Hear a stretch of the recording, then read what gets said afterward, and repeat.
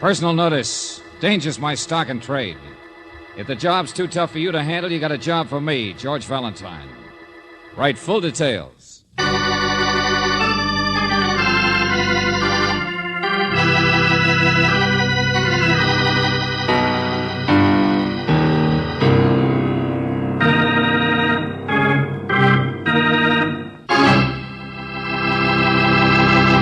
Say, when you were a kid, did you like to go skiing?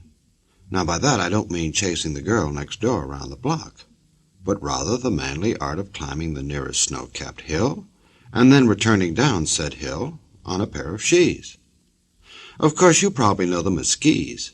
Oh, but that's become a peasant term. Now, if you were to use that outmoded expression around the Sun Valley set, they wouldn't know what you were talking about. On the other hand, George Valentine had never heard of skiing, as you will find out in our Let George Do It adventure. It's called Red Spots in the Snow, and you can take it from me, it wasn't borscht.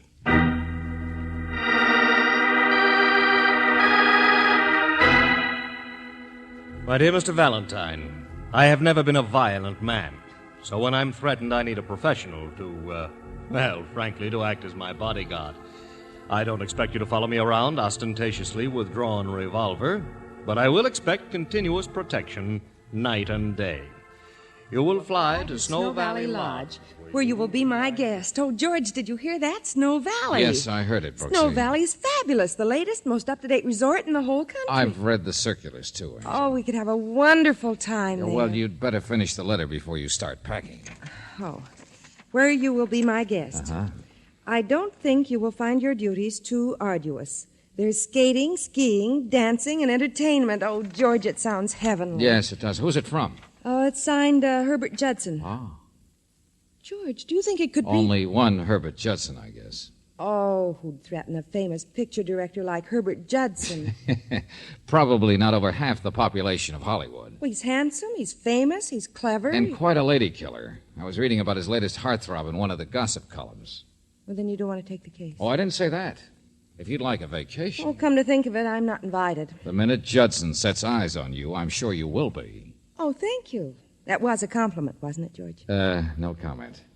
Well, write him we'll be there. I'll telegraph him. Hey, I'm not made of money. Collect. Oh, George, it'll be wonderful. Skating in the moonlight, dancing under soft lights. Yeah, and Herbert Judson in person. All right, go home and pack, Angel, and don't forget, plenty of woolies.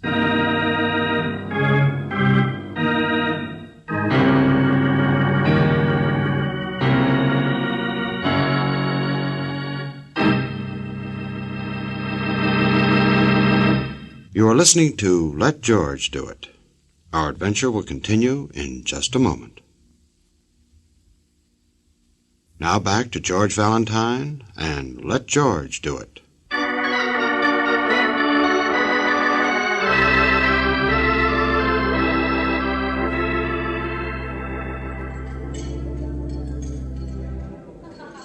Good of you to take the morning plane, Valentine. And to bring Miss Brooks. Oh, thank you, Mr. Judson. After lunch, we'll go out and try the ski run.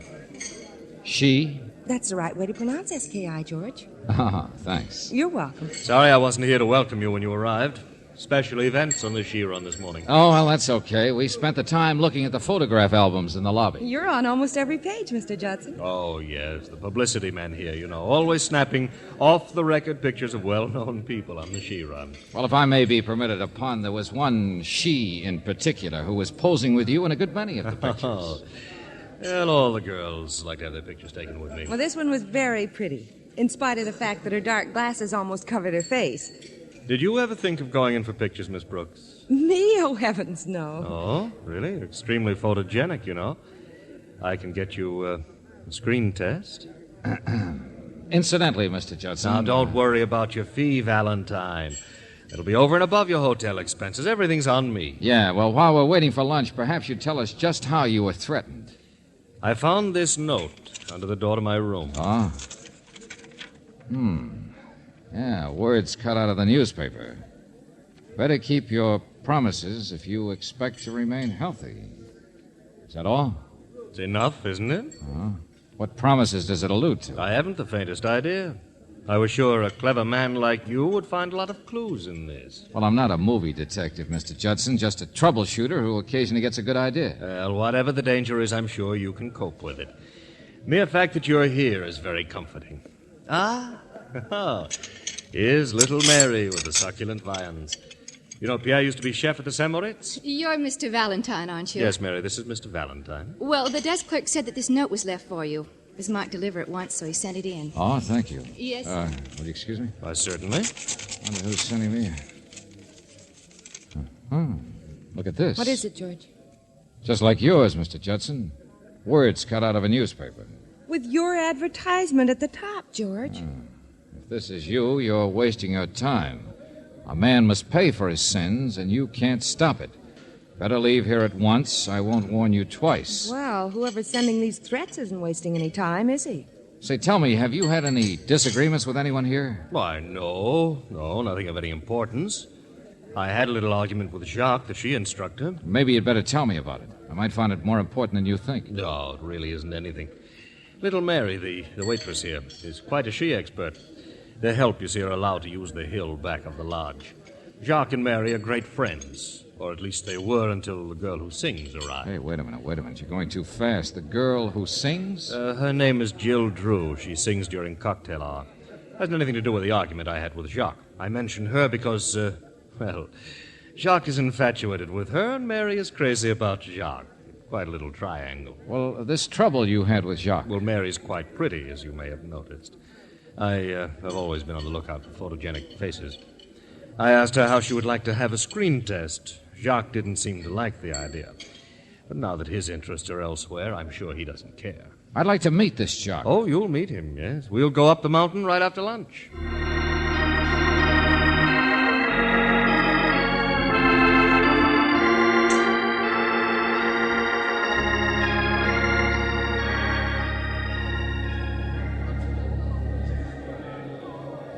Well, Miss Brooks, you manage your she's wonderfully. Well, they don't bother me, but that chairlift frightens me. Now, it's really very simple. You just climb aboard one of the chairs as it swings round. You mean those little chairs hanging like a swing are all you have? Well, surely you've been on a she lift before. They didn't have one on the little slope back of the schoolhouse where I learned. Well, you won't have any trouble. As soon as you get on, you rest your feet on the footboard, and then you pull the bar down in front of you, and you're locked in. Well, the wire that it swings on, suppose it should break. Now, that wire is good and strong. But it goes up so high, and when it stops, you're dangling there. Oh, and this is the girl who couldn't get to Snow Valley fast enough. You know, for myself, I've always thought this was a silly sport. 20 minutes to go up, 20 seconds to come down. Well, I thought I could just play around down here. Well, you don't have to come down the she trail if you don't want to. Jacques gives his lessons on that plateau up there at the top. See that space between the trees where the lift goes over the hills? You can watch Mr. Judson, Angel. Yes, and when you're ready to return to the lodge, you can ride back on the chairlift if you want to. Now, let's see. I'd better take the first chair. Miss Brooks, you take the next, and Valentine the rear guard. Okay. All right, here goes nothing. I'll show you how it's done. You see how slowly the chairs move? You just jump on and put your she's on the footrest. Pull down the bar, and there you are. See you at the top. Okay, you're next, Angel. I'll help you. On you go.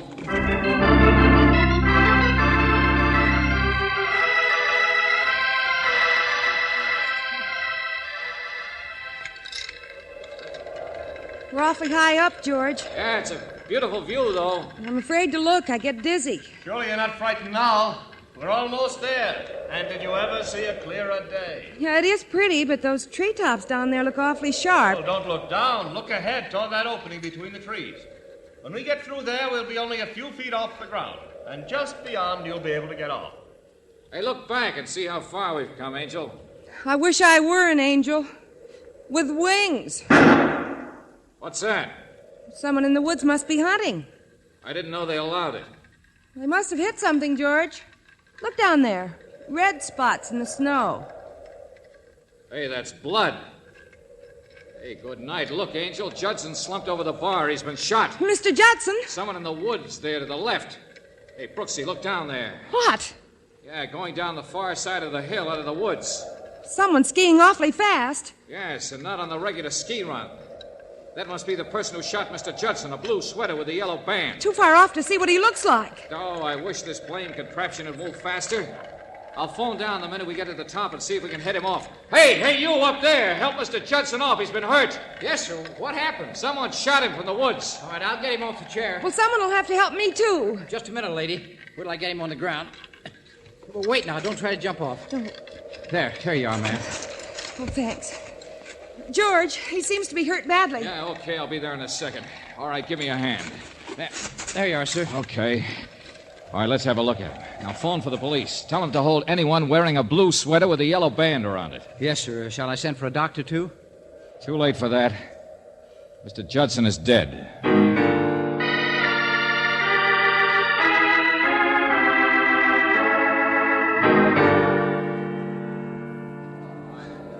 All right, please, folks, keep back. Will you, everyone, keep back? Don't touch him until the police arrive. They'll be here shortly, sir. Did you phone the lodge about the blue sweater with the yellow band? No, sir. I'm afraid I forgot it. Oh, fine help you are, Buster. You know anyone who has an outfit like that? No, sir. Jacques might know. Well, where is he? Get him. We left a little while ago, just before you arrived. He left? I thought his job was here. Well, he said he had to pick up some supplies in town and he'd be right back. Hey, Brooksy. Yes, George. Looks as if we have to ski down the hill back there. Are you game? Well, I've never tried a long hill like... Well, whatever you say. All right, come on then. Now, look, don't let anyone touch the body. No, sir. Hey, you're going the wrong way. The ski run... We're taking the same route the killer took. Come on, Angel, don't break your neck. Oh, George, I'm so glad you care. You bet I care. Oh, George. All right, I'll need you to help me when we get down. Lots of things that have to be... George. Come on, hold your hat. Here we go. It's like flying, isn't it, George? Yeah, pretty fast. George, look out. That snowbank. Huh? Be careful. Oh, hey.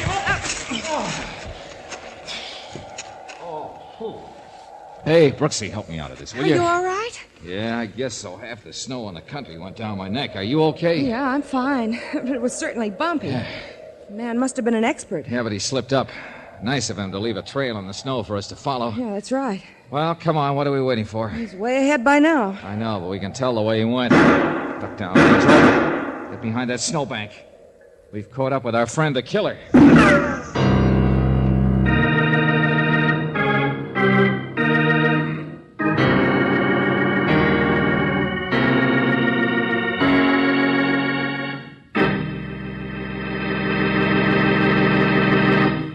You are listening to Let George Do It. Our adventure will continue in just a moment.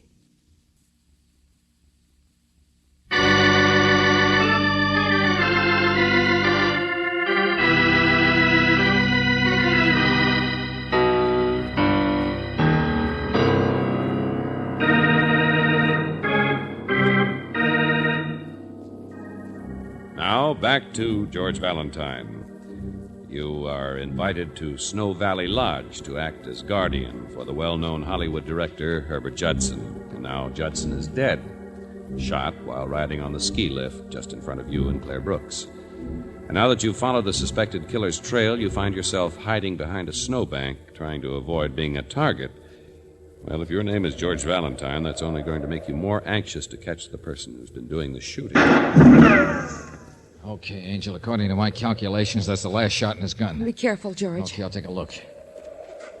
No sign of anyone. From here on, he followed the road, and there isn't any more trail. Yes, road's too cut up by automobile chains. Well, let's get to the hotel. I want to check a few things before the police begin their inquiry.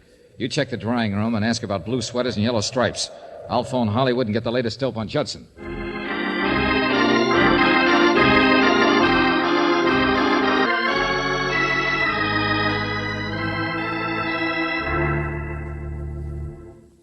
Any pay dirt, Brooksy? None. The man in the drawing room says there are several people who have sweaters like that, but none of them wore them this morning. Was Jacques one of them? No. Jacques always wears black. Did you talk to Hollywood? Yeah, I did. Signet Studios was very much upset at the news, naturally. Everyone seemed to like Judson. Due back at the studio next week to make a picture. No recent scandals, no big romance since last year. But one of the newspaper boys said that his death would cause a lot of weeping and wailing among aspiring actresses. Popular, huh? Well, he was always promising to get girls into pictures, never making good. Hey, didn't he ask you if you wanted a screen test? Yes, he did.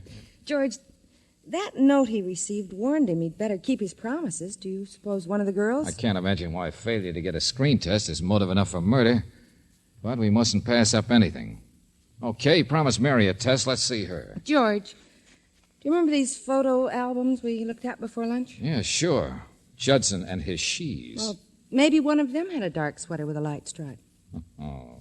Brooksy, what would I do without you? Well, I hope you couldn't, George. I thought... Here they are. Anything wrong? Yeah. Someone tore out all the pages from the front of this book. Do you suppose it might have been someone who had a dark sweater with a light stripe? I wouldn't be surprised. Come on, let's find Mary.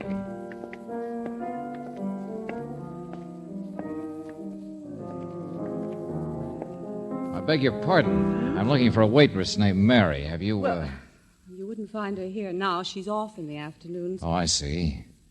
You're Jill Drew, the singer, aren't you? Yes. My name is Valentine. This is Miss Brooks. Hello. How do you do? You heard about Mr. Judson, I suppose. Yes. Well, I'm asking a few questions before the police arrive. Would you mind telling me if you were one of the girls Mr. Judson promised a screen test to? I hardly knew Mr. Judson. By any chance, do you have a ski outfit? A blue sweater with a yellow stripe? No, I don't ski. I'm engaged to sing and play the piano. Where would I find time to ski? Now, if you don't mind, I have to practice. Yeah, the show must go on, I see. Oh, I'm sorry. I knocked them over to the floor. Sounds like a junk cart. Here, I'll pick them up. They're beautiful bracelets you have, Miss Drew. Rather heavy, aren't they, when you're playing the piano? Oh, I never wear them when I play. But I don't like to leave them in my room. It's marvelous what they can do with costume jewelry these days. My dear young lady, those are real. They're from Elwood's in Beverly Hills. Oh, singing for your supper must be profitable. Oh, I have admirers. I don't doubt it. Now, if you don't mind... Oh, sure. Sorry to have interrupted your practicing. If you're looking for Mary, you might find her in her room. And where is that? In the annex, back of the main lodge. If she isn't there, she may be skiing on the hill, back of the annex. She's very proficient.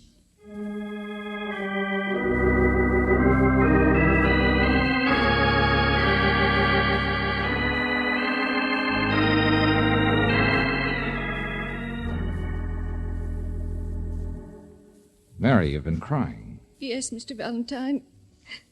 Poor Mr. Judson. You liked him a lot, didn't you? Well, he was always so kind and generous. Next week he was going to take me back to Hollywood with him for a picture test. Well, look, Mary, murder is a serious matter. You're in the dining room a lot. Did you ever hear Mr. Judson in an argument with Jacques? What? No, Mr. Valentine. Well, Jacques would never... Mary, there will be an inquest. You'll be asked questions, and you'll get yourself into a lot of trouble if you hide anything. Mr. Judson admitted he and Jacques had an argument about you. Well, he only warned Mr. Judson not to make any promises he couldn't keep. And Mr. Judson was going to give me Jacques the test. threatened Mr. Judson? Oh, no, Mr. Valentine. It wasn't a threat. Just a friendly warning. Don't you think you'd better tell us all about it? Well, Jacques and I... Well, he used to be kind of attentive until Miss Drew came. I wanted to make him jealous, so I told him about Mr. Judson promising me a chance in pictures. And he warned Mr. Judson not to make any promises he couldn't keep. That was all. Where can I find Jacques when he isn't teaching? Well, if he isn't with Miss Drew, he's usually in his cabin. And that is? Back at the lodge. Jacques doesn't live in the lodge. He has a cabin of his own. It's number 26. Okay, thanks. I'll see you later.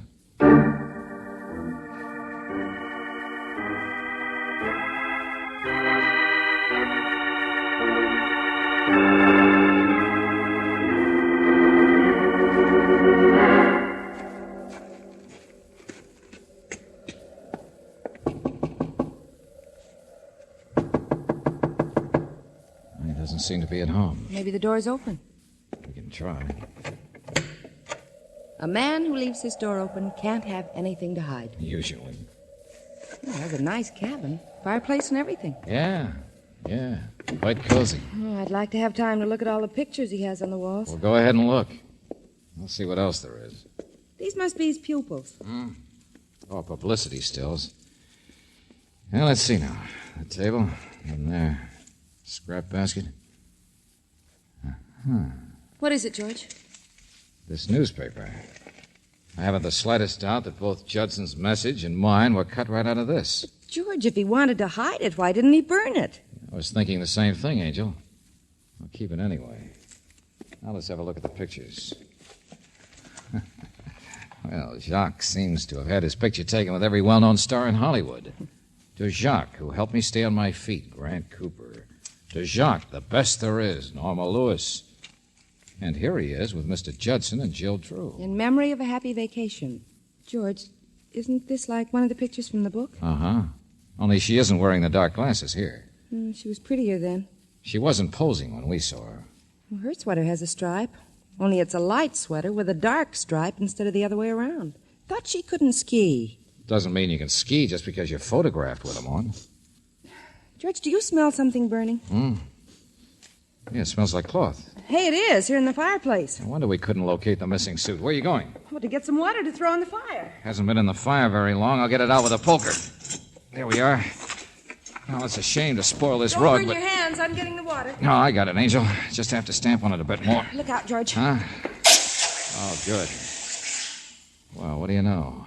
Blue sweater and yellow stripe, all right. I'm glad we found it before it had time to burn completely. Let's see if there's anything in the pocket. Nothing but what's left of this handkerchief. Hey, his initial, too. Well, that sort of settles it, doesn't it, George? Yeah, perhaps. We'll hold it for the sheriff when he arrives. What are you doing in my room? Oh, hello there. I suppose you're Jacques. Didn't think you'd be back so soon. Evidently, you did not. I ought to turn you over to the police. Well, for the moment, I represent the police. You're lying. Now, listen, Buster, maybe you don't know that you're the #1 suspect for a murder. What's that? Good imitation of a man indicating surprise. You think I killed Mr. Judson? Now, look, your ski suit... Oh, that isn't mine. I never had one like that. Your handkerchief was in the pocket. Oh, that isn't mine either. It's none of your business. Now, will you get out of here, or Look must out, I... George. Oh, another bit of evidence, huh? All right, put that gun down, Buster. Drop it, I say. Drop it, Buster. It isn't loaded. What? Yeah, don't you remember? You used up all the bullets shooting at us. Okay, pick it up carefully, Brooksy, while I hold our friend here. Well, the shots have been fired, George. Yeah, I thought so. Come on, Buster. We're going to find the sheriff.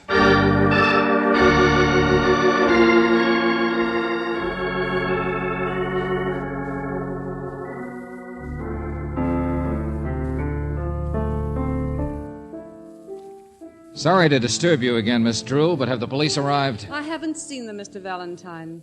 Come along, Jacques. Jill, Mr. Valentine, where are you taking Jacques? We're on our way to the police, Mary. This fool is trying to say that I killed Judson. We found the gun and the ski suit in his room. He tried to burn it. We got there in time. Jacques says the suit is too small for him, and I'm inclined to agree with him. Wait, it wasn't Jacques. He didn't do it. I know it. Mary, be quiet. He didn't do it because I did it. Huh? It does look like a girl's sweater, George. And what's left of the handkerchief looks like a woman's. Mary, are you trying to protect Jacques? No, She might have done it, George. She knows how to ski, and the sweater could fit her. Okay, motive, Angel? Mr. Judson promised her a test in pictures. He hadn't kept his promise. Look, not a very good motive for shooting a man, as I remarked before. Would you say so, Miss Drew? Please, can't you discuss this somewhere else? I have to... Oh, yeah, sure, I know. You have to rehearse. We'll only be a minute. And you might be interested in this. Do you think failure to give a girl a screen test is good and sufficient reason to... Mr. Judson made fun of me because Jacques had fallen in love with Miss Drew. Please, leave me out of this. You say you shot him, Mary, huh? Yes. And then came down the other side of the mountain and reached the hotel in time to go to work? That's it, George. And then planted the suit and the newspaper and Jacques' gun back in his room? She tried to burn the suit. Jacques' cabin was the only one with a fireplace, and it was only natural that she should return the gun. But she happens to love Jacques. Is even willing to confess to a crime she didn't commit to save his life. Why would she leave the stuff in his room for the police to find? Well, maybe she was jealous and then changed her mind when she saw he was suspected. Girls in love often do strange things. Oh, yeah, they certainly do. Well, it's an interesting theory, Brooksy. Only if you remember, when we started up the ski lift, Mary was still at the bottom.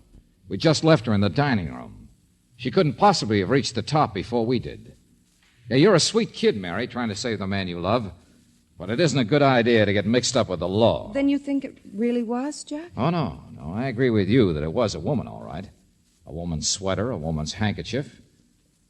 And do you remember the initial on the handkerchief? Yes. J for Jack.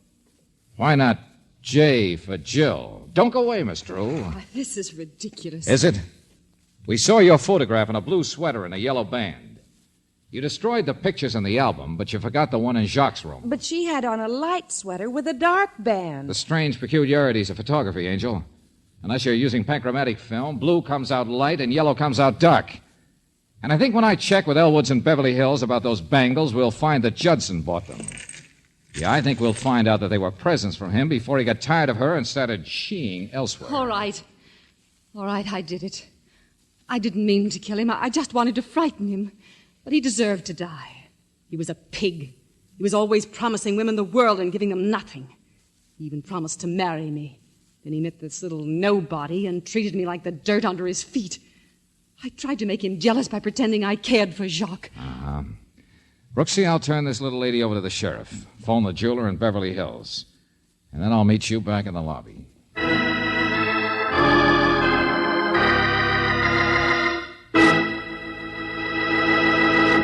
Back to the conclusion of our Let George Do It adventure in just a moment.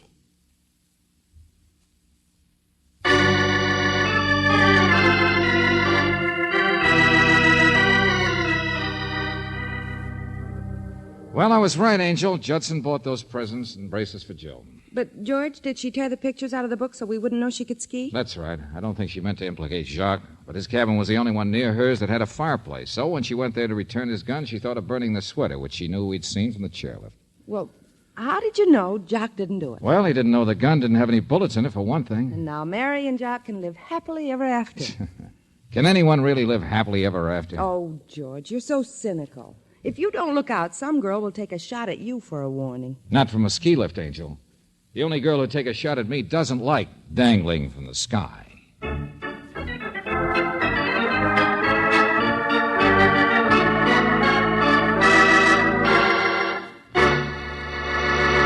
You have just heard Red Spots in the Snow, another Let George Do It adventure. Robert Bailey was starred as George Valentine, with Virginia Gregg as Brooksy. Davis Kent wrote the story, with music by Eddie Dunstetter. Now this is yours truly inviting you to another visit with Valentine, when you'll again hear what happens when you let George do it.